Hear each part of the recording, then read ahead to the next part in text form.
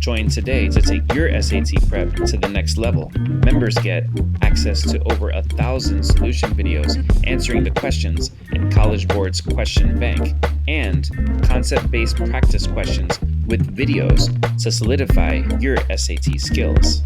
Thanks for watching. Grateful. Starting with question number 1 here. Here we have a vocab or word choice question. And for these, you want to invent your own word to fill the space before you look at the answer choices. And if you need help developing your vocab, you can go to gratefultestprep.com/practice and click on the vocab tab. So let's start reading so we can invent our own word here. This artist's coiled baskets are blank, sweetgrass and palmetto palm. Following a technique that originated in West Africa, she skillfully winds a palm around a bunch of grass with the help of a bone to create the basket's look that no factory can reproduce. So it just seems right off the bat that the baskets are made from the sweetgrass and palmetto palm. But the extra clues we're getting are that there's a technique, it involves skill, and it's creating something that no factory can reproduce. So there's an emphasis on the care involved. So I might say in my own words, something like carefully made from these things. So let's look at the answer choices. A, indicated by, which might mean sort of pointing something out or naming something, which is totally different than what we're talking about here. Handmade from goes really well with the idea of making something with a lot of care.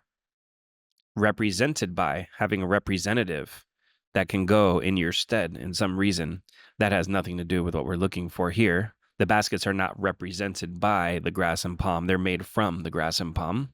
And collected with.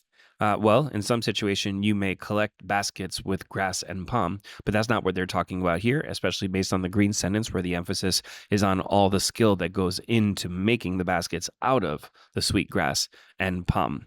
So the answer here is B. Now going to question number 2. Here we have another vocab or word choice question. And for these, you want to invent your own word to fill the space before you look at the answer choices. And if you need help developing your vocab, go to gratefultestprep.com/practice and click on vocab. So let's start reading so we can invent our own word here. Some researchers believe that the genes that enable groundhogs and mammals to hibernate through the winter by slowing their breathing and heart rates and lowering their body temperature may be blank in humans, present yet having essentially no effect on our bodily processes. So just reading it through, if something is there but having essentially no effect, I might call that inactive. So now that I've invented my own word, I'll look at the ones that they gave us. So decisive means making a tough decision, very different than being inactive. Lacking means not present, but we specifically saw that it was present, so we won't pick that. Variable means changing, and we're not talking about something that's changing here. And dormant means inactive. So something might be dormant if it's asleep. You may have dormant talents or abilities that you didn't know about. So that's a perfect word here because we're talking about an ability that's biologically present, maybe in our genes, although humans don't use that ability. So the answer here is D. Now going to question number 3. Here we have another vocab, also known as a word choice question. And for these, you want to invent your own word to fill the space before you look at the answer choices. And if you need help developing your vocab, go to gratefultestprep.com/practice and click on the vocab tab. So here, let's start reading so we can invent our own word. So this person was the leading artist in the court of this king in Spain during this time, but his influence was hardly blank Spain. Now we're expecting an explanation of what we're going to be looking for in the empty space. Realist and impressionist painters around the world employed his techniques and echoed elements of his style. So what's being said in that second part? He had a great influence, a broad influence on artists around the world. And so if there is a widespread influence, then we have to be careful with the double negative here. His influence was hardly blank. It was hardly not widespread. So let's say his influence was hardly small. He did not have a small influence. As you're seeing in orange, he had a giant influence. So which answers might mean small? Derived from means the influence was taken from somewhere else, which doesn't really make sense in this situation. His influence was recognized in, to be maybe recognized or acknowledged. That's kind of the opposite of having a small influence, which is the word we're looking for, even though, of course, the person had a big influence. Those double negatives are always confusing. And confined to, well, if the influence is small, it is maybe confined to a small area. And repressed by would be the influence was put down forcefully by someone, which, yes, we're looking for a smaller influence, but not necessarily the idea that someone else repressed it. So now, noticing that C is really the only one that can work, let's read it in place.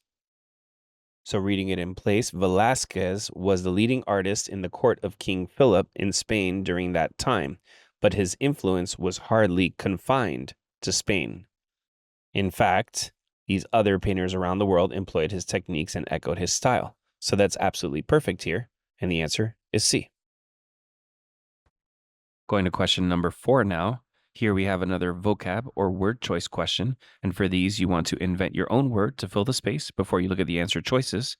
And if you need extra help developing your vocab, go to gratefultestprep.com/practice and click on the vocab tab. So here, we're going to go ahead and start reading so we can invent our own word.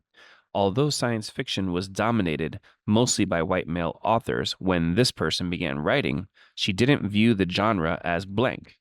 She broke into the field with the publication of several short stories and this novel, and later became the first science fiction writer to win a certain fellowship. So in my own words, I might say she didn't view the genre as closed off to her because she broke right in and basically took over and had a ton of success. So she definitely didn't see it as closed off or maybe even intimidating to her. So let's look at the answer choices. Legitimate. Well, why would she enter a field if it's not a legitimate field? Impenetrable. Well, that can go with closed off. So in other words, she didn't view it as something that she had no chance of getting into. So that works. C, compelling. So once again, if the science fiction field were not legitimate or compelling, then why would she want to be a part of it? And D, indecipherable. If something's indecipherable, that means you can't make sense of it. To decipher something is to make sense of it. Just imagine deciphering ancient writings and understanding what they mean. So indecipherable really has nothing to do with what we're talking about here, and we can get rid of it, and the answer for 4 is B.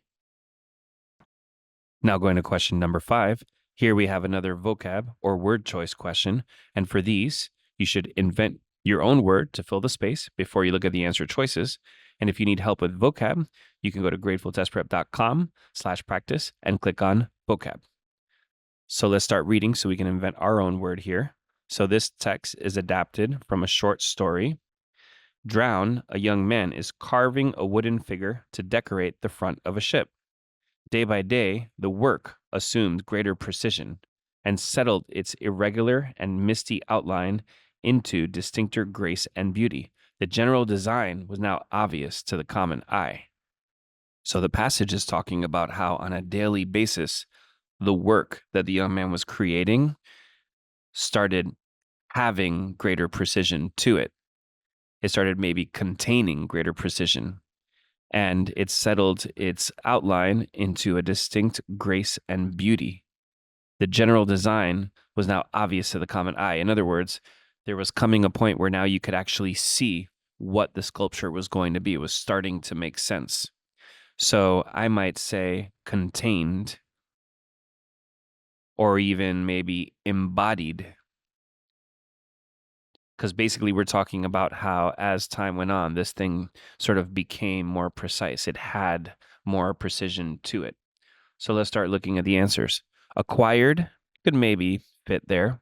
Acknowledged is kind of to notice something or to give something the credit that you've acknowledged it. maybe the idea of admitting how important something is, and that doesn't really fit here. Imitating is exactly that, imitating something, trying to be a copy of something which is not related. And speculating on something is like guessing. So if I'm speculating what the weather might be tomorrow, I'm guessing what it'll be. So the only one of these three answer choices that makes any sense at all here is A. Now going over to question number 6, we always start with the prompt, and this one is asking us here to describe the overall structure of the text. And when you're asked about the structure, think of that as just another way to ask whether we understand the main idea. So let's read for main idea. So this text is from a poem, and let's go ahead and read the poem. I hear it is charged against me that I seek to destroy institutions, but really I'm neither for nor against institutions. What have I in common with them, or what with the destruction of them? Only I will establish in Manhattan and in every city and in the fields and woods above every ship, without edifices or rules or trustees or any argument, the institution of the dear love of comrades. So there's a lot of stuff to take apart there. At first, Whitman is reporting that people are accusing him of wanting to destroy institutions. And then he answers that by saying, I'm not really for or against them. I don't have an opinion about them. Then he kind of illustrates that. What do I have in common with them? And what do I have to do with the destruction of them? So I don't really want to support them, or I don't really want to destroy them either. I don't really have an opinion. Only I will establish in Manhattan and in cities and states and seaboards and woods and ships. So everywhere, I will establish everywhere without edifices or rules or trustees or argument. So an edifice is like a structure of ideas or rules or trustees. Trustees are people who are kind of in charge. So Whitman is saying, we're not going to do anything complicated. We're not going to have a whole big institution here, but all we're trying to establish is the idea of love of others. So, okay, that's where Whitman stands. That's his defense of his accusations. I'm not trying to support or go against society. I'm just trying to promote love here. So let's start looking at the answer choices and see which ones might fit that. So A says, the speaker questions an increasingly prevalent attitude, then summarizes his worldview. I wouldn't really see the first part as an increasingly prevalent attitude. Instead, I would see it as an accusation. It's charged against me that I seek to destroy institutions. So those are like charges, almost like court charges. B, the speaker regrets his isolation from others, then predicts a change in society. Well, I don't see any sign of regret or any change in society. So this is just totally irrelevant here. C, the speaker concedes his personal shortcomings, then boasts of his many achievements. I don't really see shortcomings here or achievements. I hear the accusation. People say that I'm like this, but all I want to do is that. So C, I would also say, is irrelevant like B. And D, the speaker addresses a criticism leveled against him that he seeks to destroy institutions, then announces a grand ambition of his, the love of his comrades. So D here is absolutely perfect. Going to question 7. Like always, we'll start with the prompt, and here the prompt is asking us a question. Why are the ecologists worried about Pando? So let's start reading to find that out. Utah is home to Pando, a colony of trees that all share a single root system. It's one of the largest single organisms by mass on Earth. But ecologists are worried that its growth is declining, in part because of grazing by animals. The ecologists say that strong fences could prevent deer from eating young trees and help Pando start thriving again.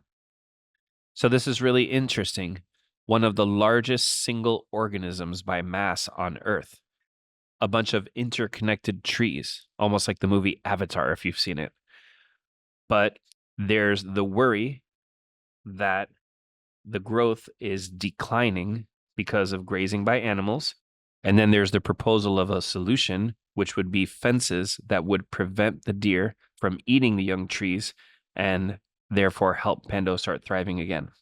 So which answer says any of this? A says Pando isn't growing at the same rate it used to. That could be good because the growth is declining. It doesn't mean the number of trees is going down. It's simply not growing at the same rate it used to. The growth itself is declining, not the number of trees. B, it isn't producing young trees anymore. That's a little extreme. The growth is declining. We're not hearing that the growth has totally gone away, that it's not reproducing at all. C, it can't grow into new areas because it's blocked by fences. Well, that's not what happened. What was being said here was that the fences could be part of the solution because it would keep the deer from grazing and therefore allow the plants to grow. So C is just talking about something different than what we read. And D, its root system can't support many more new trees. I didn't really hear anything about the root system being unable to support trees. It just wasn't said. It was simply the idea of the grazing by the animals damaging the growth of the trees. So the answer here is A. Join today to take your SAT prep to the next level. Members get access to over 1,000 solution videos answering the questions in College Board's question bank and concept-based practice questions with videos to solidify your SAT skills. Thanks for watching. Grateful. Going to question 8 now. We always start with the prompt, and here the prompt is asking us, how did the researchers determine the level of surprise displayed by the cats? So let's read with that question in mind. Cats can judge unseen people's positions in space by the sound of their voices and react with surprise when the same person calls to them from 2 different locations in a short span of time.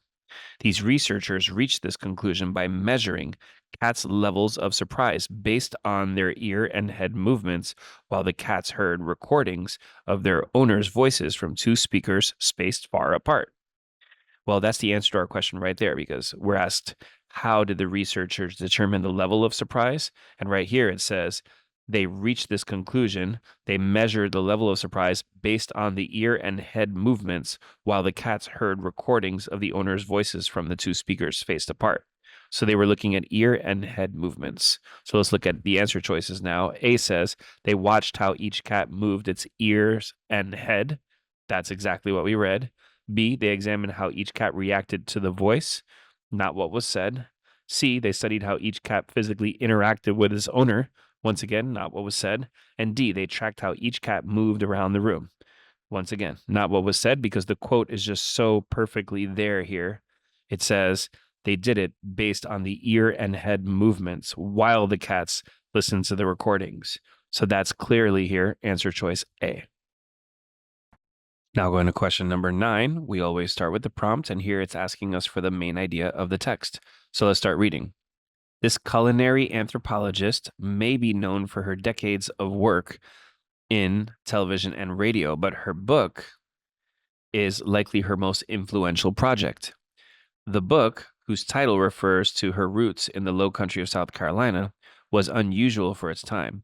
It combined memoirs, recipes, travel writing, and social commentary, and challenged notions about conventions of food and cooking. Long admired by many, the book and its author have shaped contemporary approaches to writing about cuisine. So here we're hearing about a book that is this person's most influential project, and it was unusual for its time because it combined memoir, recipes, travel writing, and social commentary. It challenged notions. It was long admired by many, and it's shaped contemporary approaches to writing about cuisine. So it was just really unique in all the things that it combined into one book, and it shaped contemporary approaches, meaning that a lot of people maybe imitated it or at least were influenced by it. So let's start looking at the answer choices here. A says the unconventional book is an important contribution to food writing. I like that. B, she held many different positions over her life, including reporter and food writer. Well, those may or may not be true, but they're definitely not the main idea, because the main idea is clearly right in the body of everything in this particular situation. C, the groundbreaking book didn't receive the praise it deserved when it was first published. That may be true, but it wasn't stated in this situation. It said it was long admired by many. D, She was a talented chef whose work inspired many people to start cooking for themselves. Maybe true, maybe not, but the focus here was about how unique it was that her book combined so many genres into one. So we can get rid of D, and the answer here is A. Now going to question number 10 here. Here we're just looking for a quotation that illustrates the claim. And the text here is so short that finding the claim will be a little bit easier. Here in this novel, the writer depicts the character as a person who takes comfort in understanding the world around her. So that's what we're looking for here, comfort in understanding the world around her. So let's look at A. She looked up at the bleak street as if she were gathering her strength to face something, as if she were trying with all her might to grasp a situation which, no matter how painful, must be met and dealt with somehow. So there, we're not really seeing comfort. We're seeing that she's handling a tough situation sort of courageously, but definitely not comfort in the world around her. B, she had never known before how much the country meant to her. The chirping of the insects down in the long grass had been like the sweetest music. She had felt as if her heart were hiding down there somewhere with the quail and the plover and all the little wild things that crooned or buzzed in the sun. Under the long, shaggy ridges, she felt the future stirring. So I definitely see some comfort about the world around her. So if nothing else, we'll leave this for later. And C, she drove off alone. The rattle of her wagon was lost in the howling of the wind, but her lantern, held firmly between her feet, made a moving point of light along the highway, going deeper and deeper into the dark country. So here we just see a recounting of what happened. This thing made a noise. This thing made a light. She went deeper and deeper into the country. So no real sign of the character taking comfort in understanding the world around her. And D, she drew her shawl closer about her and stood leaning against the frame of the mill, looking at the stars which glittered so keenly through the frosty autumn air. She always loved to watch them, to think of their vastness and distance, and of their ordered march. It fortified her to reflect upon the great operations of nature, and when she thought of the law that lay behind them, she felt a sense of personal security. This one is definitely a finalist. So right now we have it between B and D. And both of the answer choices have her taking comfort in the world around her, but only D has her taking comfort in understanding the world around her. And that's what you can see at the end of choice D. It fortified her to reflect, to think upon the operations of nature. So the operations is kind of like, how does it work? And when she thought of the law that laid behind them. So what's the law behind nature? I think it's talking about the science, the scientific laws. When she thought about that, she felt a sense of personal security. So that's very literally matching because she's taking comfort, she's feeling security in understanding science, laws of nature in the world around her. So the answer here is D. Going to question 11, we always start with the prompt first, and here it's asking us to complete the text. Now, if you're asked which choice completes the text, technically it's a predictive question, but really, if you just summarize the text, one answer will usually match what you said in your summary. So let's try that. Several artworks found among the ruins of this ancient city depict a female figure fishing with a cupid nearby. Scholars have asserted that the figure is the goddess Venus, since she's known to have been linked with cupids in Roman culture. But this archaeologist suggests that cupids may have also been associated with fishing generally. The fact that a cupid is shown near the female figure, therefore, and I'm imagining it's going to say it could mean a lot of things, because scholars asserted that it's Venus because she was associated with cupids, but the other archaeologist suggested that the cupids are also associated with fishing. So the fact that it's shown near the female figure doesn't necessarily tell us that it was Venus, because although, yes, cupids are associated with Venus, they're also associated with fishing. So A says, the fact that a cupid is shown near the female figure is not conclusive evidence that it's Venus. That's possible because, as the passage said, it could be evidence of a connection to fishing. That's actually perfect because, as we were mentioning, the passage said that cupids tend to be associated with fishing, not necessarily just the goddess Venus. So that's very good. B, the fact that Cupid's shown near the female figure suggests that Venus was often depicted fishing. It wasn't the idea of Venus fishing. It was the idea that the Cupid either signified Venus or signified fishing. So to combine them is not what the passage said. C, the fact that the Cupid is shown near the female figure eliminates the possibility that it's Venus. Well, we're not being definitive like that. We're just seeing one thing suggests one thing. Some people are asserting one thing, and other evidence suggests something else. So it's more of an academic sense of saying, well, this evidence says possibly this, and this evidence possibly says that, but no one really knows for sure. D, the fact that a Cupid is shown near the female figure would be difficult to account for if the figure is not Venus. Well, the passage literally just said the opposite. It said that it could have to do with fishing. So it's not difficult to account for. There's at least one other thing that the symbol of Cupid could represent here. So we'll get rid of D as well, in addition to C and B. And the answer that sounded good to us here was A. Now going to question number 12. We always start with the prompt first, and this one says, which choice completes the text? Now, when we're asked to complete the text, yes, this is a predictive question, but if you just summarize the text, one answer will usually match your summary. So let's try that. In documents called judicial opinions, judges explain the reasoning behind their rulings, and in these explanations, they cite and discuss philosophers.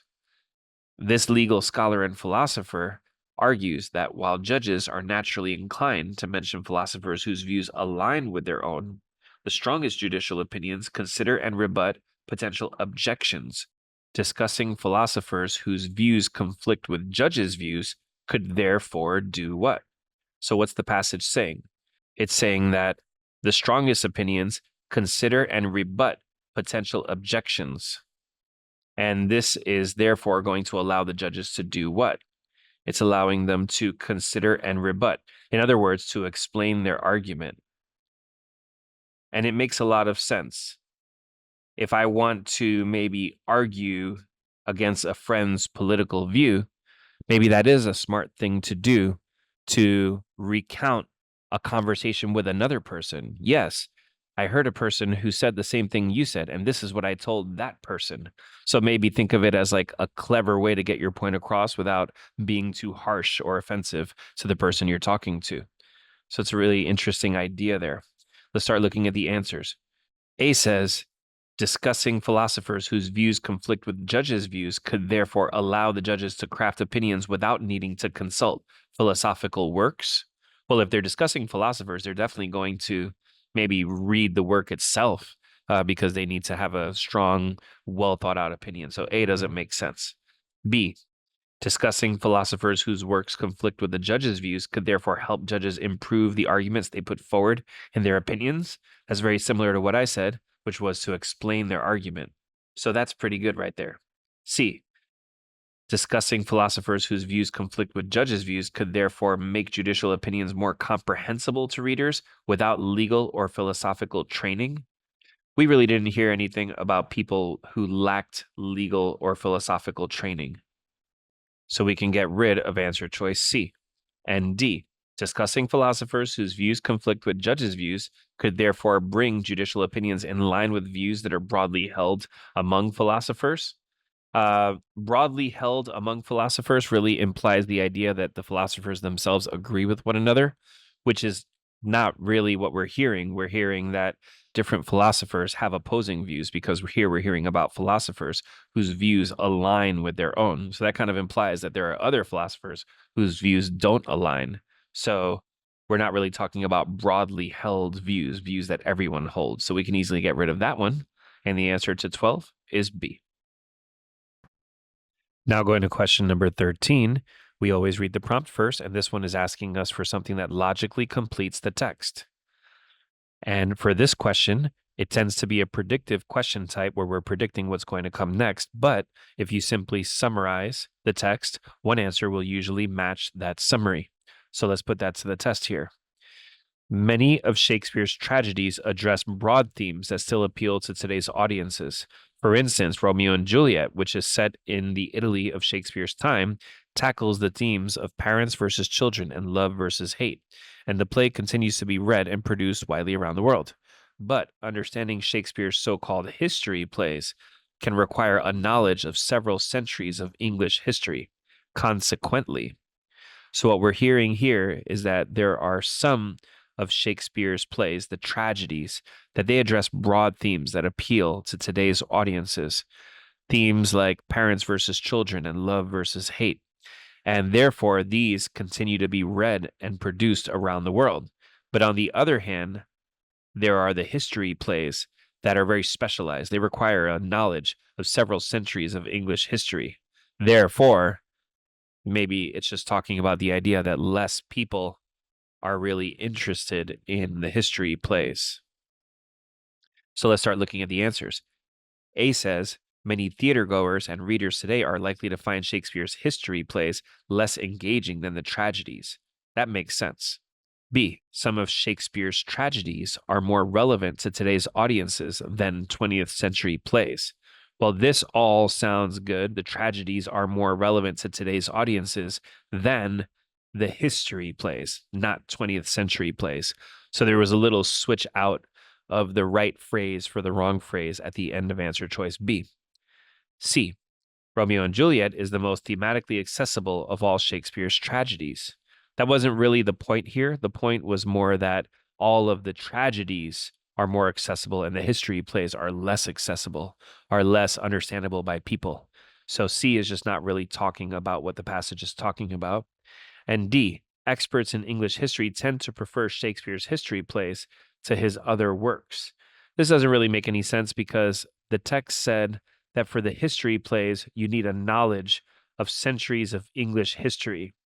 And so, if anything, experts in English history are able to understand them, but there was no sign that those experts would even prefer them. They just are able to understand them if they do have that background of centuries of English history.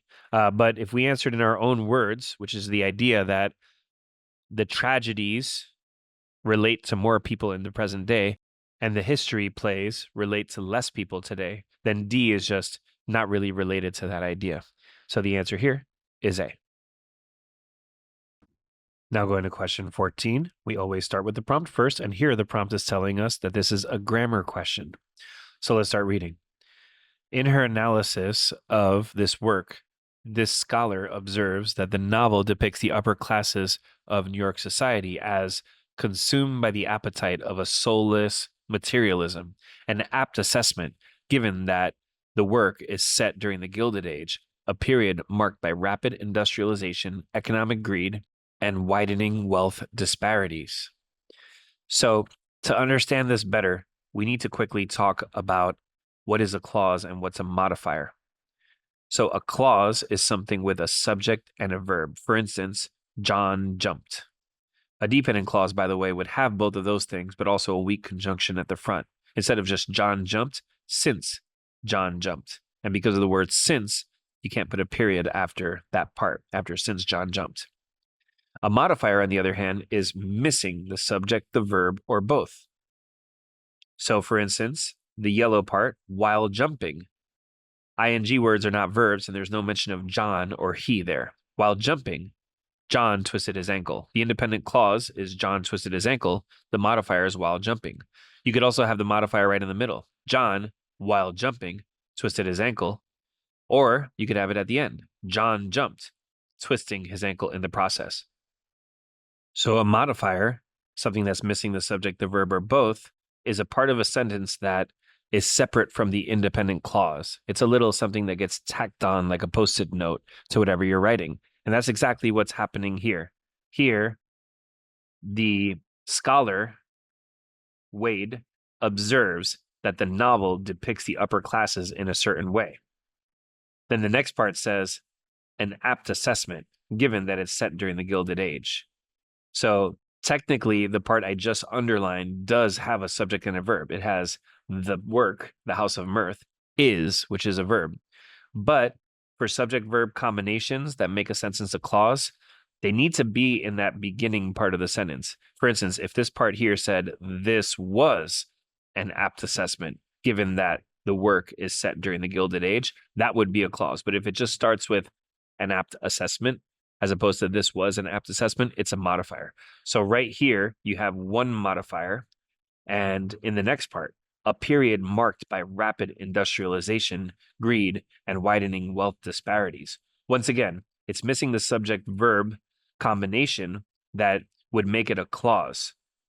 If the part I just underlined in red said, this was a period marked by industrialization, greed, and wealth disparities, that would be a clause. But if I just say a period marked by this, the period is a noun and marked is a verb, but we're still missing the primary subject-verb combination in the sentence, which kind of needs to start the sentence generally.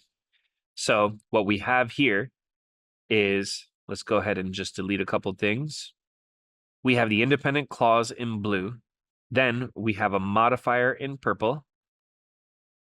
And we have another modifier in orange. And that's okay, because modifiers can be attached to a sentence by commas, and you are allowed to have more than one modifier in a row. So that's the structure of our sentence. And the way it reads here is exactly right. And the way it reads without adding any words is right, which would be C. She observes people as consumed by materialism and apt assessment, given that it was set in the Gilded Age, a period marked by all these things. By the way, for a semicolon, you need two independent clauses, and the second part is definitely not independent. B is wrong because it would have the wrong meaning. If I just put and, I'm kind of saying this is going on and that is going on, which just doesn't make sense in this case. And D actually changes the meaning. Consumed by materialism and apt assessment. If there's not a pause there, it's kind of saying that there's some further relationship between the materialism and the assessment that's not really there. So the answer choice that works here is C. Join today to take your SAT prep to the next level.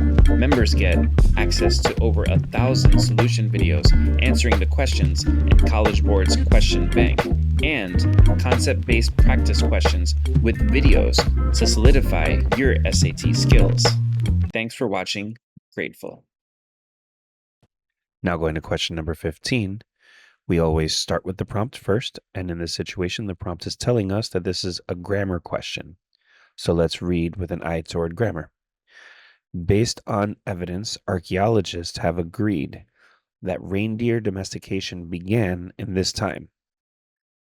However, since uncovering fragments of a 2,000-year-old reindeer training harness in northern Siberia, blank may have begun much earlier. So looking at the answer choices, we're seeing a lot of information in here that's going to fill the blank and dramatically change our perception of the sentence. The number one thing I'm seeing just looking at the answers really quickly, though, is what I'm seeing in answer choices A and B, which is the idea of the long intro. Now, there are two ways to name people or things. The first one we call the long intro. That's the idea of combining the information about a person or a thing together with the name with no commas. So for instance, SAT instructor Alex Torres is nice. On the other hand, you can name a person or a thing with some side information with commas, and we call that a middle modifier. So for instance, the SAT instructor Alex Torres is nice. This only works if you're able to totally delete this part and have the sentence around it work great, which is not always the case. Maybe there are also some situations where both a modifier and a long intro would go, but your job is to know your stuff, and the test writer's job is to give you one and only one right answer. So I wouldn't worry too much about that. But coming back over here, we do see the long intro in two of the answer choices. Researcher Robert Losey has argued that. Or B, researcher Robert Losey's argument is that. And so we're seeing the long intro being used twice, and it is a really common thing. So to be honest, my attention is leaning toward those two answer choices when I first see a question like that. But there's one more thing you should know. This question also has to do with what we refer to jokingly as the LeBron James rule. And to get into it, we have to do a little bit of grammar background. So let's do that really quick. A clause is something that has a subject and a verb. For instance, John jumped. On the other hand, a modifier is something that's missing the subject, the verb, or both.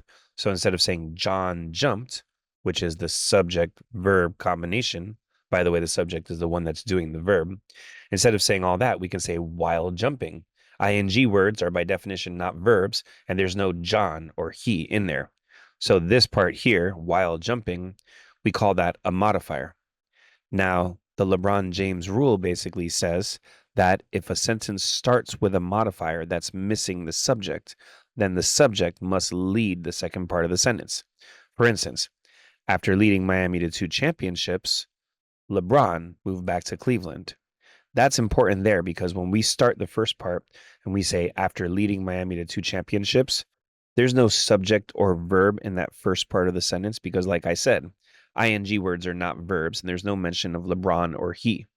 So this modifier at the beginning of the sentence that's missing the subject, what it does is it creates a lot of suspense.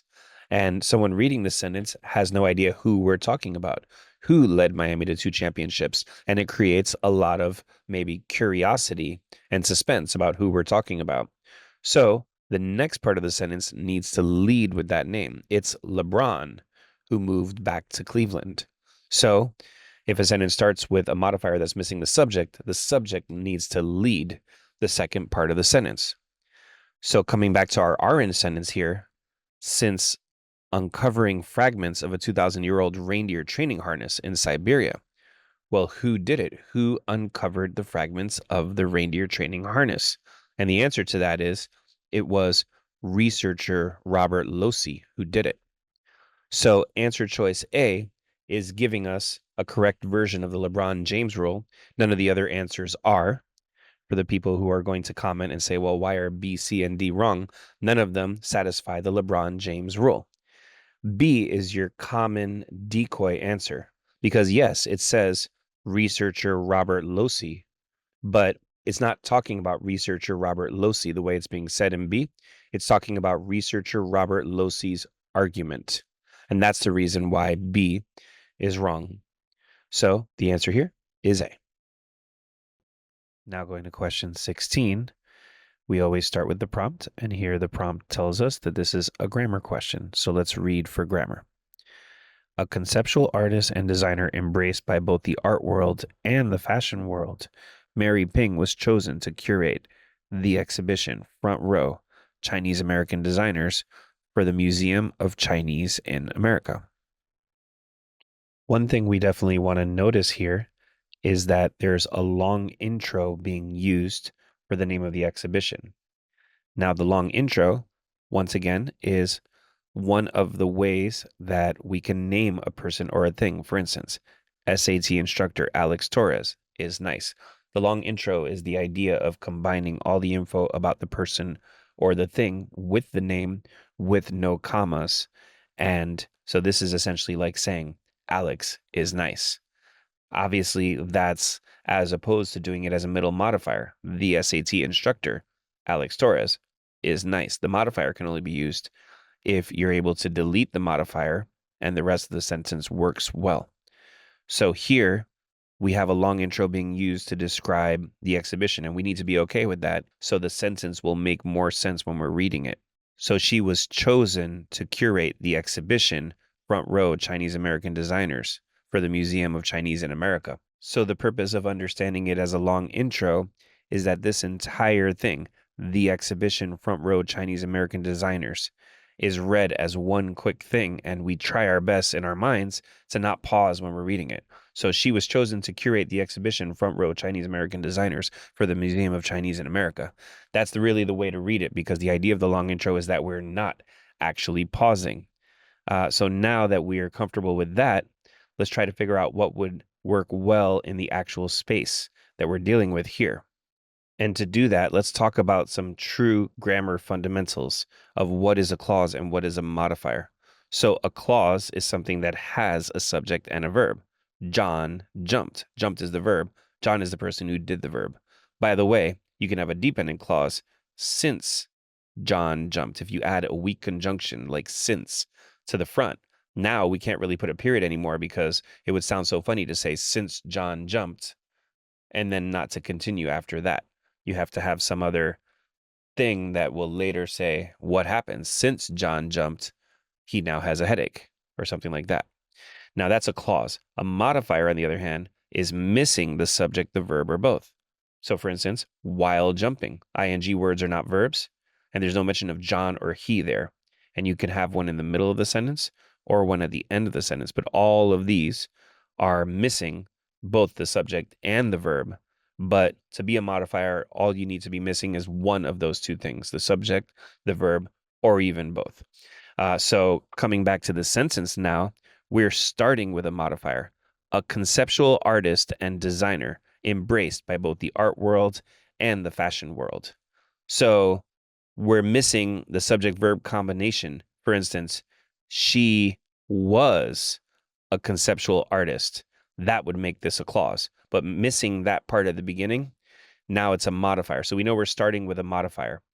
And I want you to notice that there's also the element that we refer to as the stylish deletion of words, a conceptual artist and designer who was embraced. So in this situation, the who was is kind of implied in there. And so you see a lot of that kind of writing, and it's something you want to also get used to so you can be comfortable reading this SAT style of writing. But the lack of the who was kind of really solidifies the fact that that first part is a modifier. So let's just go ahead and just delete all of our highlighting for a second. And we're going to highlight this part and say, okay, a conceptual artist and designer embraced by the art world and the fashion world. That's our modifier. Now, every sentence needs one independent clause. So if we're starting with a modifier and there's only one other part, we kind of know this must be the independent clause. Mary Ping was chosen to curate the exhibition for the Museum of Chinese in America. So here we have our subject, Mary Ping, our verb, was. Now here, the word was is a verb. You want to really be aware that there are some special verbs you have to know about. Is, was, are, am, were, be, have, has, had. These are the most common verbs you're going to see, and they're easy to ignore. And if it's this important to be able to identify the difference between a clause and a modifier, then the verb becomes even more important because you need a subject and a verb to be a clause. In any case, this blue part is our independent clause. So we have a modifier followed by an independent clause. Modifiers are separated from the rest of the sentence by commas. So that's answer choice D here. Just to go through some of the wrong answer choices and why they're wrong. For a colon, the first part has to be independent and the second part describes the first part. And we know we don't have an independent clause in green because we talked about how that's a modifier. So we can't have a colon. For a semicolon, like C, you need two independent clauses, which also implies that the first part is an independent clause. And like I just said a moment ago, we know for a fact that green part is not an independent clause. We talked about that already. And A would just be incredibly awkward to have no punctuation whatsoever between the green and the blue parts. Just sounds terrible and doesn't follow any rules of grammar, which makes it a little extra hard to explain why it's wrong. But in any case, the answer here is D. Now going to question 17, we always start with the prompt, and here the prompt is telling us that this is a grammar question. So let's read for grammar. This footballer invented one of the world's most popular toys. In the 70s, he came up with the idea for the Nerf football, which was a smaller foam version of the harder and heavier regulation football. So there are a couple things going on here. First of all, we need to know what we're talking about so that we can decide versus singular and plural. And what we're talking about is the Nerf football. That football was, in my words, a smaller version. Now, of course, we don't have was in any of these choices, but we have to be in the singular. So we can get rid of all the plural answer choices. So we kind of already know what the answer is going to be here. It's going to be D. But there's one more important thing I want you to know about, which is that there are 6 reasons for a comma. 3 of them are more grammatical in nature. If you have a modifier, for instance, needing shoes, comma, before you start the independent clause, you need a comma there. Needing shoes, comma, John went to the mall. A dependent clause followed by an independent clause. Since John needed shoes, comma, he went to the mall. Two independents would get a comma fanboys in between. John went to the mall, comma, and he bought shoes. A list, the items in a list get separated by commas. A quotation will need a comma if the quote is its own sentence. If not, then no commas for the quotation. And last but not least, a description following a description. It was a dark, stormy night. You'd have a comma between dark and stormy. So two adjectives in a row there. And that's actually what we're seeing here. This is a smaller foam version of the harder and heavier regulation football. So just a little insight to understand why you do need a comma there. If you're an expert on the 6 reasons for a comma, you have a major advantage compared to other students taking the SAT. So the answer here is D. Now we're going over to question number 18. We always start with the prompt, and here the prompt is telling us this is a grammar question. So let's read to try to feel out the grammar. This person is perhaps best known for writing and illustrating children's books, such as this one, but she also dedicated herself to mycology, the study of fungi, producing more than 350 paintings of the fungal species she observed in nature and submitting her research on spore germination to the Linnean Society of London. So one very important thing is that you always have to read to the end, because sometimes there seems like there will not be a full sentence at the end of one of these texts, and sometimes it seems like there will be. And in both cases, you can be wrong. There's no substitute for actually reading and actually knowing what you're looking for.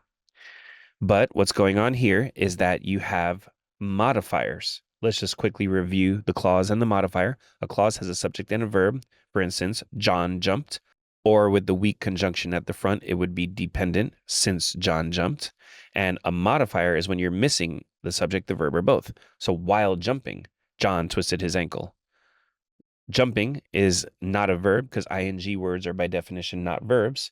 And there's no mention of John or he in the while jumping. And the modifier can be at the beginning, middle, or end of the sentence. And there's a lot of flexibility with modifiers. For instance, you can have 2 modifiers in a row in a sentence. And that's exactly what's happening here. We have this person in green is known for writing and illustrating books such as this one, but she also dedicated herself to mycology. So in green there, you have the independent clause first. This person is, so subject verb, Potter is. And then we have a comma fanboys, which is the rule for joining 2 independent clauses. And that's exactly what we have in this situation. This sentence actually starts with 2 independent clauses with a comma fanboys in between. By the way, if you have 2 independent clauses, you can join them with a comma fanboys or a semicolon. So here we have 2 independents. Beatrix Potter is perhaps known for. So Beatrix Potter is. That's your subject and your verb. So that's an independent clause. Comma fanboys, she dedicated. That's another subject verb combination. So you have 2 independent clauses in green there, joined by a comma fanboys, which is exactly what you're supposed to do. But then in blue, we have a modifier, the study of fungi. That obviously doesn't have its own subject verb combination, the blue part. It can't be its own sentence. It's important to note that it includes this part right here. So the study of fungi, a very incomplete sentence component, which we call a modifier, and you can attach modifiers to clauses simply with commas. Now in purple here, we have another modifier, producing more than 350 paintings of the fungal species she observed in nature and submitting her research on spore germination to the Linnean Society of London. The one thing to notice here is that there are no subject-verb combinations. There's no one moment in here in the purple part where it says she produced this or she submitted, because she submitted would be a subject-verb combination. But ing words like producing and submitting are not verbs. And of course, there's also no mention of Potter or she in the purple part. So just reviewing, in green, we have 2 independent clauses with a comma fanboys between. In blue, we have another modifier attached to the end of all that. And in purple, we have yet another modifier attached to all that. And this all fits within the rules of what we're allowed to do. So the answer here is going to be D. And now some quick words about why the wrong answers are wrong. Semicolon is for 2 independent clauses, and we discussed at length how the second part is not an independent clause. A period implies that we have a new sentence following. And of course, every sentence needs an independent clause. So once again, because the second part is not independent, you can't have a period either. And C is that awkward one where there's just no comma and you know there needs to be some form of punctuation. You're not just going to continue it with no commas, except for rare cases like the long intro. So C is just the one that's incredibly awkward. But once again here, the answer is D. Now going to question number 19, we always start with the prompt first, and here the prompt is telling us that this is a grammar question. So let's read with an eye toward grammar. This person was a scientist and entrepreneur whose work helped people around the world to see. Named in 1999 as one of the greatest achievements by a U.S. chemist in the past 100 years, blah, blah, blah led to the first mass-produced treatment for glaucoma. So what's going on here is something we jokingly refer to as the LeBron James rule. Before we talk about it, let's do a quick review of clauses and modifiers. A clause has a subject and a verb. John jumped. A dependent clause would have a weak conjunction at the front, for instance, since John jumped. But a modifier is missing the subject, the verb, or both. While jumping. ING words are not verbs. So while jumping is a modifier. Now, what we refer to as the LeBron James rule is the idea that when a sentence starts with a modifier that's missing its subject, the subject must lead the second part of the sentence. For instance, after leading Miami to 2 championships, LeBron moved back to Cleveland, because the first part of something like this creates a lot of suspense. It creates this question in the reader's mind: who led Miami to 2 championships? And we need to fulfill that suspense by now completing it and saying it was LeBron who moved back to Cleveland. So we have the same thing going on here. Something was named in 1999 as one of the greatest achievements by a U.S. chemist in the past 100 years. So whatever follows this must be an achievement. And which one is that? Going through the answers now, Julian's name is not an achievement. B says, in 1935, Julian synthesized. So that's a longer-winded description. We need something that we can put our finger on and say, this was an achievement. Now looking at C, Julian's 1935 synthesis of this alkaloid, that is an achievement. In 1935, he successfully synthesized this alkaloid. So that, yes, is an achievement. And D, the alkaloid was synthesized. Well, it kind of sounds like we're talking about the achievement there, but we're not. We're talking about the alkaloid. Think of an element like oxygen. Is oxygen an achievement? No, oxygen is a thing. Maybe discovering oxygen might be an achievement. So that one sounded pretty good in a way, but it's not the right answer. And the answer to 19 is C. Now going to question 20, we always start with the prompt. And here the prompt is telling us this is a grammar question. But the text here is incredibly complicated to read. And what will happen to most students is that maybe not consciously, perhaps unconsciously, they'll kind of read right up to around, like, let's say here, and kind of mentally give up. And when that happens, you'll have one perception of what this sentence is saying and how it's saying it. But if you commit to this important but not to be underrated SAT tip that you always should read to the end of grammar texts, then you'll notice what they're actually saying and you'll be less likely to make a mistake. So let's read through as quickly and generally as we can.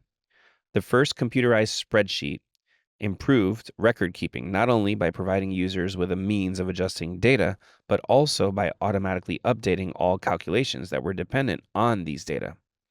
Prior to their release, changing a paper spreadsheet often required redoing the entire sheet by hand, a process that could take days. So now I read that as the second part being its own sentence, but if I were reading this for the first time, I'd be tempted to think that the second part was just a continuation of what was being said already. So committing to the idea of reading to the end in this situation would allow you to realize that we actually need our own sentence in the second part there. So that's going to be answer choice C. Prior to the release, changing a spreadsheet required redoing the entire sheet by hand, a process that could take days. So once again, the answer here is C. Now going to question 21, we always start with the prompt, and here the prompt is telling us that we're looking for the most logical transition word. And for transition words, you want to invent your own word to replace the space before looking at the answer choices. That forces you to truly understand what you're reading. So let's try to do that ourselves here. This neuroscientist wanted to determine whether individuals can understand and respond to questions during REM sleep. She first taught volunteers eye movements that they would use to respond to basic problems while asleep. And there's an example of one. Next, she attached electrodes to the volunteers' faces to record their eye movements during sleep. So just kind of reading through and feeling this out, it's incredibly obvious to me that we're getting a process and we need to know what's happening next. And oftentimes when you invent something to fill the space, what you invent will be exactly what the answer choices are offering you. So now, of course, we're not going to say specifically because the purple part is not increasing the specificity compared to the orange part. Also, we're not saying for instance because we're not getting an example. The whole thing is kind of an example. So why would the purple part be an example of the orange part? And we're not summarizing everything. This is not a summary of everything. So the answer here is B. Join today to take your SAT prep to the next level. Members get access to over 1,000 solution videos answering the questions in College Board's Question Bank and concept-based practice questions with videos to solidify your SAT skills. Thanks for watching. Grateful. Now going to question 22, we always start with the prompt. Here the prompt is asking us to find a transition word. And for transition words, invent your own word before looking at the answer choices. This forces you to more deeply understand what you're reading. So let's try that. This archaeologist explains why this ship burial site was likely the tomb of a king. First, the artifacts inside the ship suggest that the person buried with them was a wealthy and respected leader. Second, the massive effort required to bury the ship would have likely only have been undertaken for a king. So reading through and keeping our momentum, we're realizing that there's a sequence going on. The first reason it was the tomb of a king is in orange there. And the second reason it must have been the tomb of a king is in purple there. So that's a nice, easy answer choice D. It's not instead because we're not replacing an idea with another idea. It's not still because there's no contrast going on. And it's not specifically because we're not increasing in specificity. We're not going from general to specific here. So the answer here is D.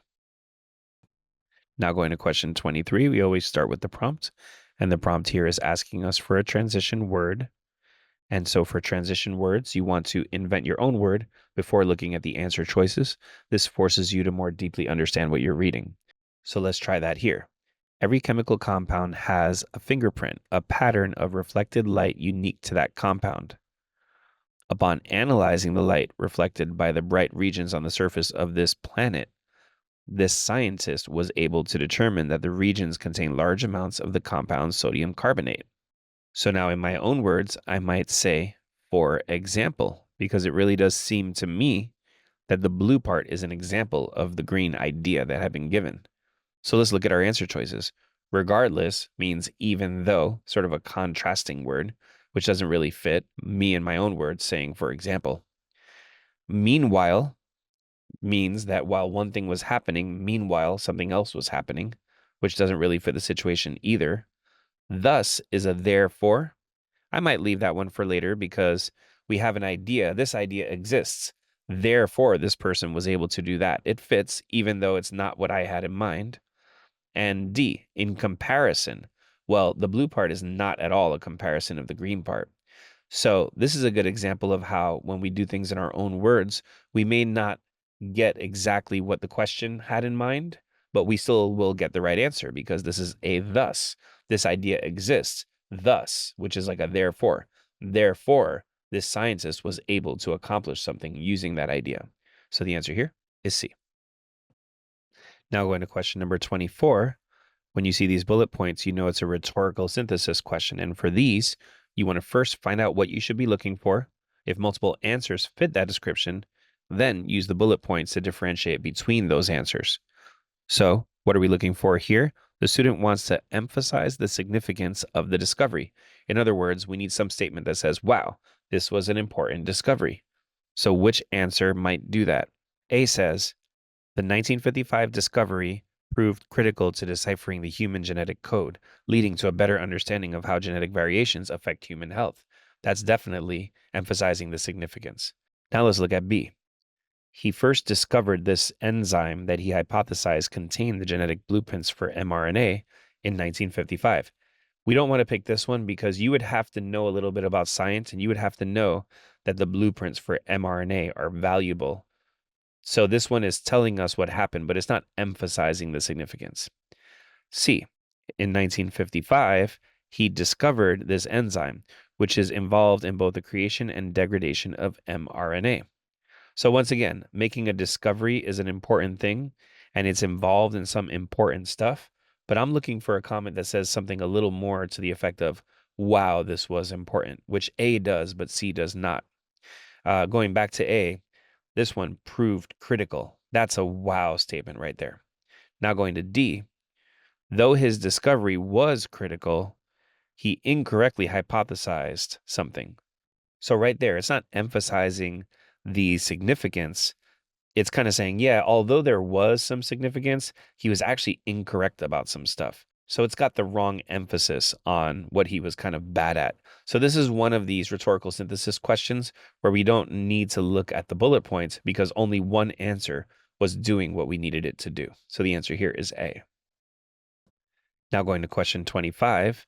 Here we see the bullet points, so we know that this is another rhetorical synthesis question. And for these, once again, you want to first find out what you should be looking for in the description. If multiple answer choices fit that description, use the bullet points to differentiate between those answers.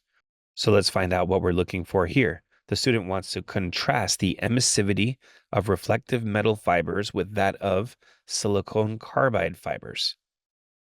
So this is something that's very scientifically complicated, but we can definitely feel out where is there a contrast in the emissivity, whatever that is. So let's start.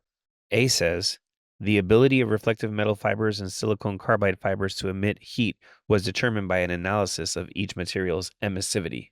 So this is telling us what happened, that there was an analysis that was done, but it's not contrasting the emissivity.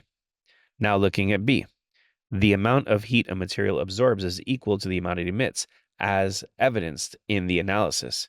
So here, no contrast between the two materials.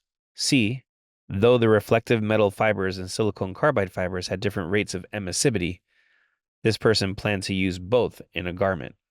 So this kind of mentions the contrast. They had different rates, but it underemphasizes it because it's saying, though they had these differences, the person was going to use them both. So even though there was a difference mentioned, there was still an emphasis on the similarity, how they were both going to be used in the same way. So we can get rid of that one. And now looking at D, whereas the reflective metal fibers had an emissivity of just 0.02, the silicon carbide fibers absorbed large amounts of heat, resulting in an emissivity of 0.74. So there we're getting a big difference in the emissivity, and we're getting the numbers, which backs it up. And the emphasis is on the difference, not on the similarity. So we're going to go ahead and pick D here. Now going to question 26. Here we see these bullet points that tell us that this is a rhetorical synthesis question. And for these, you want to find out what you should be looking for. If multiple answers fit that description, use the bullet points to differentiate between those answers. So what are we looking for here? The student wants to present the significance of this act to an audience unfamiliar with the history of U.S. immigration. So the significance, that's telling us this act is very important, it's very significant. And we need a little synopsis of the history of U.S. immigration because this audience is supposed to be unfamiliar with that. So let's look through the answer choices now. A says almost 70% of the slots were reserved for immigrants from Great Britain, Ireland, and Germany at the time the act was proposed. This really assumes that you kind of had some background knowledge because they're saying, yeah, at the time this was proposed, this is what was happening. It's not really telling us how it was going to fix the problem or what the context really was in any kind of detail. So this is so incomplete. It's definitely not something that would be presented to people who are unfamiliar with the history that makes this an important thing. Now looking at B.